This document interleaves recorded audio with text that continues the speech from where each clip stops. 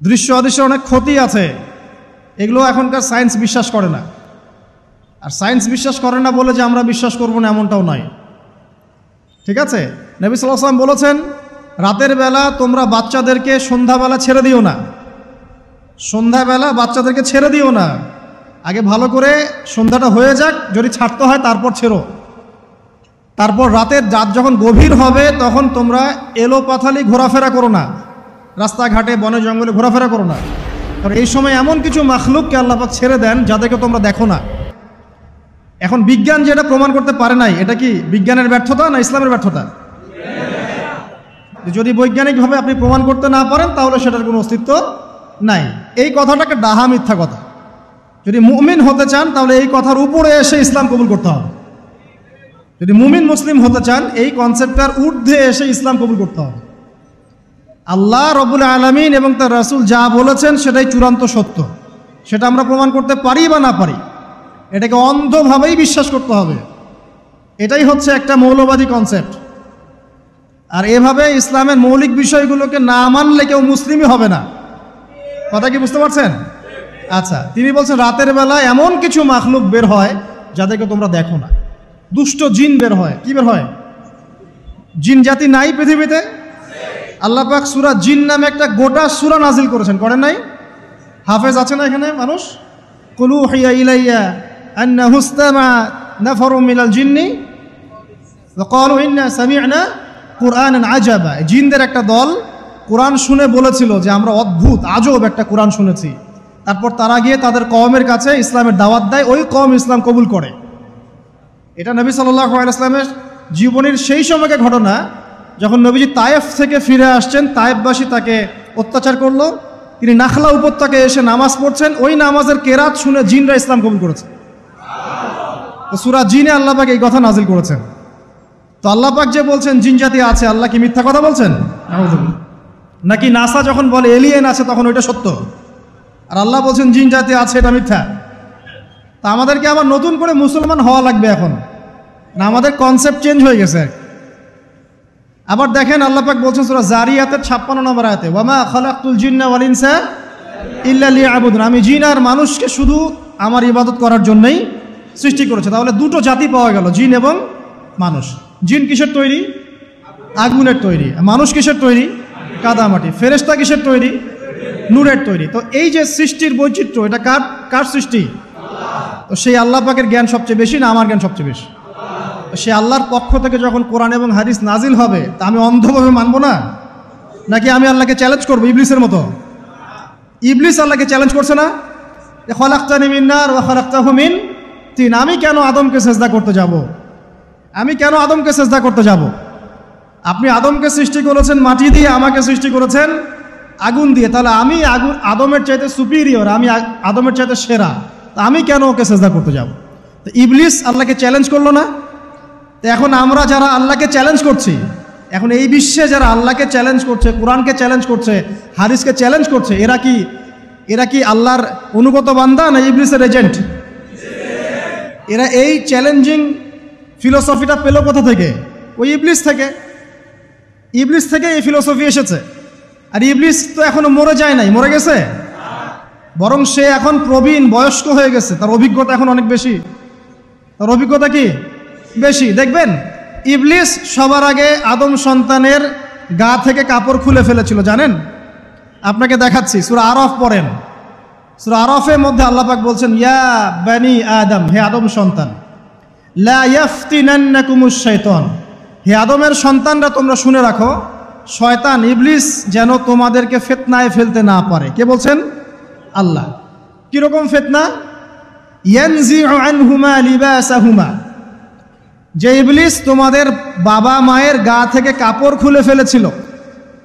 ইয়া বানি আদম লা ইয়াফতিনান্নাকুমুশ শাইতান কামা আখরাজা আবাওয়াইকুম মিনাল জান্নাহ ইয়ানজিউ আনহুমা লিবাসাহুমা, ইবলিস যেন তোমাদেরকে ফিতনায় ফেলতে না পারে, যেমন করে সে তোমাদের বাবা এবং মাকে জান্নাত থেকে বের করে দিয়েছিল এবং তাদের গায়ের কাপড় খুলে ফেলেছে। কখন কাপড় খুলে গেছে জানেন? যখন ওই যে গাছের কাছে তারা চলে গেলেন, ওই যে এই গাছের কাছে যেও না, ওয়ালা তাকরাবা হাদিহিশ শাজারা, তোমরা এই গাছের কাছে যেও না। যখনই তারা গাছের কাছে গেলেন, ফল খেলেন, সাথে সাথে গায়ের কাপড় খুলে পড়ে গেছে। এর আগ পর্যন্ত দুজন জানতেন না কার লজ্জাস্থান কেমন। এই ঘটনার পর একে অপরের লজ্জাস্থান উন্মুক্ত হয়ে যায়। তারপর তারা জান্নাতের পাতাগুলো ছিঁড়ে ছিঁড়ে লজ্জাস্থান ঢাকতে লাগলেন। তাহলে ইবলিস আমাদের পিতামাতাকে প্রতারিত করে ধোকায় ফেলে গা থেকে কাপড় খুলে ফেলেছে না? কথা কি বুঝতে পারছেন? এটাই আল্লাহ পাক বলছেন, তোমাদের কাপড় যেন তারা খুলতে না পারে, তোমাদেরকে যেন হে আদম সন্তান ইবলিস ফিতনায় ফেলতে না পারে। তাহলে এখন আপনি বলেন, এই 20 শতাব্দীতে এসে, 21 শতাব্দীতে এসে যারা মুসলিমদের গা থেকে কাপড় খুলে ফেলতে চায়, এরা কার এজেন্ট? এরা কার এজেন্ডা বাস্তবায়ন করছে? প্রমাণ হিসেবে কি আমি নিজের মন করা কথা বললাম, না কোরআন থেকে দলিল দিলাম? কোন সূরা? সূরা আরাফ এর প্রথম 3টা পৃষ্ঠা পড়েন, ডিটেইলস লেখা আছে। আর আল্লাহ পাক বলেছেন, ওয়ালাকাদ ইয়াসসারনাল কুরআনা লিযিকরি ফাহাল মিন মুদ্দাকির। কোরআনকে আমি বোঝার জন্য একদম সহজ করেছি, যে কেউ কোরআন বুঝতে পারবে ইনশাআল্লাহ। খালি পড়ে দেখো, ফাহাল মিন মুদ্দাকির, কেউ কি আছো কোরআন উপলব্ধি করবে? তো কোরআন বুঝতে হবে স্বচ্ছ মন নিয়ে। বিরোধিতা করার মন নিয়ে যদি কোরআন বুঝতে যান তাহলে আপনি বিভ্রান্ত হয়ে যাবেন। স্বচ্ছ মন নিয়ে, একটা কলবুন সালিম নিয়ে, আত্মসমর্পণের নিয়াতে আপনাকে কোরআন বুঝতে হবে। দেখবেন আল্লাহ আপনাকে হেদায়েত দিবে ইনশাআল্লাহ। আল্লাহ পাক আমরা সবাইকে কোরআন বোঝার তৌফিক দান করুন। তো যেটা বলছিলাম প্রিয় ভাইরা, রাতের বেলা এই সব প্রাণী বের হয়, নবী সাল্লাল্লাহু আলাইহি ওয়াসাল্লাম বলেছেন, অতএব আপনাদের বাচ্চা যারা আছে এদেরকে সন্ধ্যাবেলায় বাইরে ছেড়ে দিবেন না। এখন কিন্তু প্রচুর ঘটনা ঘটছে, প্রচুর জিনঘটিত ঘটনা ঘটছে, রুকিয়া করাতে হচ্ছে, জাদুটোনা করা হচ্ছে, বানটোনা করা হচ্ছে না? আর অনেক সময় আমরা মনে করি, এখন সায়েন্সের যুগ তো, মানুষ মনে করে এগুলোর কোনো ভিত্তি নাই মনে হয়। কোরআন বলছে জাদু সত্য। কে বলছে? কোরআন বলছে জাদু সত্য। কোন সূরা? সূরা বাকারা আয়াত নাম্বার 101। সূরা বাকারা আয়াত নাম্বার 101, 102 পড়ে দেখেন। ওয়াত্তাবাউ মা তাতলু শায়াতিন আলা মুলকি সুলাইমান, এই আয়াতটা পড়েন, বিশাল একটা আয়াত আছে। ওয়ামা কাফারা সুলাইমান ওয়ালাকিন্না শায়াতিন কাফারু ইউআল্লিমুনা আন-নাস আস-সিহর। এই সিহর দিয়ে কি হতো? মা ইউফাররিকুনা বিহি বাইনাল মারই ওয়া যাওজি। সুলাইমান আলাইহিস সালামের সময় এই জাদুবিদ্যার প্রচলন ছড়িয়ে পড়ে। এই জাদু মানুষ শিখে কি করছিল? নারী পুরুষের মাঝখানে, স্বামী স্ত্রীর মাঝখানে বিভেদ সৃষ্টি করছিল। এখন দেখেন না, পরিবারের স্বামী স্ত্রীর বন্ধন ভেঙে যায় না? খুব ভালো সম্পর্ক, হঠাৎ করে সম্পর্ক খারাপ, কেউ কাউকে দেখতে পারে না, এমন হচ্ছে না? এই জাদুবিদ্যা সত্য। এবং এখনকার অনেক ভণ্ড যে কবিরাজগুলো বের হয়েছে, এরা জিনকে তাবে করে নিয়ে এই জিনদের মধ্য দিয়ে মানুষের মধ্যে জাদু ছড়িয়ে দিয়েছে, এবং এর ফলশ্রুতিতে বহু পরিবার ধ্বংস হয়ে যাচ্ছে। এই জাদুবিদ্যা সত্য। রাতের বেলা ঘুমানোর সময়ও আয়াতুল কুরসি তেলাওয়াত করতে হয়। এই হাদিসের রাবি হচ্ছেন আবু হুরায়রা রাদিয়াল্লাহু তাআলা আনহু, যাকে নবী সাল্লাল্লাহু আলাইহি ওয়াসাল্লাম গনিমতের মাল পাহারা দেওয়ার দায়িত্ব দিয়েছিলেন। তো প্রথম রাতে আবু হুরায়রা রাদিয়াল্লাহু আনহু লক্ষ্য করলেন যে মাল চুরি করার জন্য একজন এসেছে। তিনি চোরকে ধরলেন। চোর খুব অনুনয় বিনয় করল যে আমার অবস্থা খুব খারাপ, খুব দরিদ্র, আমাকে ছেড়ে দাও। আবু হুরায়রা রাদিয়াল্লাহু আনহু তাকে ছেড়ে দিলেন। পরের রাতে সেই চোর আরও একবার আসলো, তিনি আবার তাকে ধরলেন, আবারও ছেড়ে দিলেন। তৃতীয় রাতে তিনি তাকে ধরলেন এবং বললেন, এবার তোমাকে আমি ছাড়ব না। তখন সেই ব্যক্তি, বিখ্যাত সাহাবী আবু হুরায়রা রাদিয়াল্লাহু আনহুকে বলছেন যে আমি তোমাকে বিশেষ একটা আমল শিখিয়ে দিব, যে আমলটা করলে পরে রাতের বেলা শয়তান তোমার নিকটবর্তী হবে না। তো আবু হুরায়রা রাদিয়াল্লাহু আনহু বলছেন, কি সেই আমল? শিখিয়ে দাও, যদি শিখিয়ে দাও তাহলে ছেড়ে দেব তোমাকে। তখন সেই ব্যক্তি বলছে যে রাতের বেলা কেউ যদি আয়াতুল কুরসি তেলাওয়াত করে ঘুমানোর সময়, সেই ব্যক্তির ধার কাছেও শয়তান আসবে না ইনশাআল্লাহ, এবং আল্লাহ পাকের পক্ষ থেকে একজন ফেরেশতা তাকে পাহারা দিবে ইনশাআল্লাহ। তো রাসূলুল্লাহ সাল্লাল্লাহু আলাইহি ওয়াসাল্লাম পরের দিন ফজরের নামাজে আবু হুরায়রা রাদিয়াল্লাহু আনহুকে দেখে মুচকি মুচকি হাসছেন যে তোমার রাতের সাথীর কি খবর? কারণ ওহীর মাধ্যমে নবী সাল্লাল্লাহু আলাইহি ওয়াসাল্লাম আগেই জেনেছেন কি হয়েছে গত রাতে। এটাই আল্লাহ পাকের ওয়াহী, যেটা কোনো বিজ্ঞান যুক্তি দর্শনের ব্যাখ্যায় আসবে না। আসবে না।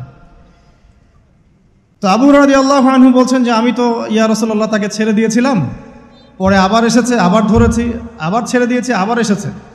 এবার ছাড়বো না পণ করেছিলাম, কিন্তু এবার সে আমাকে একটা আমল শিখিয়ে দিয়েছিল। তো এই আমল শেখানোর বদৌলতে আমি ওকে ছেড়ে দিয়েছি। কি আমল? রাতের বেলা আয়াতুল কুরসি তেলাওয়াত করলে শয়তান নিকটবর্তী হবে না, এবং রাতের বেলা একজন ফেরেশতা আল্লাহর পক্ষ থেকে ওই ব্যক্তিকে পাহারা দিবে ইনশাআল্লাহ। তো রাসূলুল্লাহ সাল্লাল্লাহু আলাইহি ওয়াসাল্লাম বলছেন এই কথা শুনে যে তোমার কাছে এসেছিল সে হচ্ছে ইবলিস, শয়তান। সে যতগুলো কথা বলে তার বেশিরভাগ কথাই সে মিথ্যা বলে, তবে এই কথাটা সে সত্য বলেছে। তার মানে আয়াতুল কুরসির ফজিলত কে জানিয়ে দিল? তাহলে জ্ঞান যদি সত্য হয়, জ্ঞানটা যদি সত্য হয়, মানে আল্লাহ এবং তার রাসূলের দলিল থাকে সেখানে, তো সেই সত্য জ্ঞানটা নেয়ার ব্যাপারে কোনো প্রতিবন্ধকতা থাকবে? থাকবে না। যে কোনো ব্যক্তি এমন কোনো কথা বলুক যেটা কোরআন এবং সুন্নাহর সাথে মিলে গেছে, এই কথা নিতে কি কোনো আপত্তি আছে? নাই। আর যে কোনো ব্যক্তি যত বড় আলেম হোক আর স্কলার হোক আর বুদ্ধিজীবী হোক না কেন, তার কথা যদি কোরআন সুন্নাহর সাথে না মেলে সেই কথা কি আমরা গ্রহণ করব? এই সহজ কথাটা মেনে নিলে কিন্তু মুসলিমদের মাঝে কোনো ইখতিলাফ থাকে না। তারপরেও হয়তো কিছু মতপার্থক্য থাকবে, সেটা ইসলামের সৌন্দর্য, সেটা ইসলামের সৌন্দর্য। যেমন আপনি ফজরের আগে বেতরের নামাজ পড়ছেন, তাহাজ্জুদের নামাজ পড়ে বেতরের নামাজ পড়ছেন, তারপরে 2 রাকাত সুন্নত পড়ছেন, তারপরে ফরজ পড়ছেন, ঠিক আছে? এই আমলটা নবী সাল্লাল্লাহু আলাইহি ওয়াসাল্লাম কর্তৃক স্বীকৃত এবং সুন্নাহ। এখন কেউ যদি ঘুমানোর আগেই বেতের নামাজ পড়ে ফেলে, ঘুমানোর আগেই সে বেতের নামাজ পড়ে ফেলে, শেষ রাত্রে যদি নফল নামাজ পড়ার সুযোগ হয় পড়লো, পরে সুন্নত পড়ে ফজরের 2 রাকাত ফরজ পড়লো, তার আমল কি বাতিল? তো বেতরের নামাজ ঘুমানোর আগে পড়লেও চলে, শেষ রাত্রে পড়লেও চলে। ইসলামের এটা সৌন্দর্য না? সৌন্দর্য। মনে করেন যে আপনি জোহরের আগে, ফরজ নামাজের আগে 4 রাকাত সুন্নত পড়লেন, পড়েন না? আচ্ছা, এটা হাদিস থেকে প্রমাণিত তো? আচ্ছা, কেউ যদি 2 রাকাত সুন্নত পড়ে হবে না? হবে না? এটার হাদিস নাই? আছে। তাহলে এটা সৌন্দর্য না? এটা সৌন্দর্য। কখন এটা আমল করলেন, কখন ওইটা আমল করলেন। আচ্ছা, এরকম বলতে গেলে রাত শেষ হয়ে যাবে আসলে। মানে অসংখ্য আমল আছে যেগুলো ইসলামের সৌন্দর্য। রাসূলুল্লাহ সাল্লাল্লাহু আলাইহি ওয়াসাল্লাম সাহাবা কেরামের যুগে এভাবেই সাহাবীরা আমল করেছে। আর এখন কি হয়েছে, আমরা ওই যে হাতির 7 কানার হাতি দেখার গল্প আছে না? কেউ বলেছে হাতি হচ্ছে খাম্বার মতো, কেউ বলেছে কুলার মতো, কেউ বলেছে হাতি হচ্ছে কি বলেন, এই যে কি সুচালু কিশোর মতো। আসলে পুরো হাতি সম্পর্কে এদের কারোই ধারণা ছিল না। আমাদের সমস্যা হচ্ছে আমরা ইসলামের অংশ বিশেষকে ফলো করি, এর বাইরে কিছু পেলে আমরা মনে করি সেটা আর ইসলামে নাই। তাই হয় না? আমি যতটুকু জানি বুঝি এতটুকু আমল করি, এর বাইরে যদি কোনো দলিল থাকেও সেটা মানার ব্যাপারে আমাদের আগ্রহ থাকে না। তখনই কিন্তু ইসলামকে নিয়ে আমরা এই যে দলীয়করণে চলে যাই, আর আস্তে আস্তে মুসলিম উম্মার ঐক্যটা নষ্ট হয়। ঐক্য নষ্ট হতে হতে আজকে কি অবস্থা এটা তো দেখতেই পাচ্ছেন। তো আগে ওই জায়গাটা শেষ করি। নবী করিম সাল্লাল্লাহু আলাইহি ওয়াসাল্লাম রাতের বেলা এই আমলটা করতেন। কি করতেন? আয়াতুল কুরসি তেলাওয়াত করতেন। আরেকটা গুরুত্বপূর্ণ আমল, সেটা হচ্ছে সূরা বাকারার শেষের 3টা আয়াত তেলাওয়াত করতেন। কয়টা আয়াত? কোন কোন হাদিসে আছে 2টা আয়াত। এই যে 3টা আয়াত কোন হাদিসে, আবার কোন হাদিসে 2টা আয়াত। কেউ যদি 2টা পড়ে তার আমল কি বাতিল হবে? আর যদি কেউ 3টা পড়ে আরো ভালো, উত্তম। ঠিক আছে, তো শেষের 3টা আয়াত হচ্ছে লিল্লাহি মা ফিস সামাওয়াতি, এখান থেকে নিয়ে ফানসুরনা আলাল কওমিল কাফিরিন পর্যন্ত।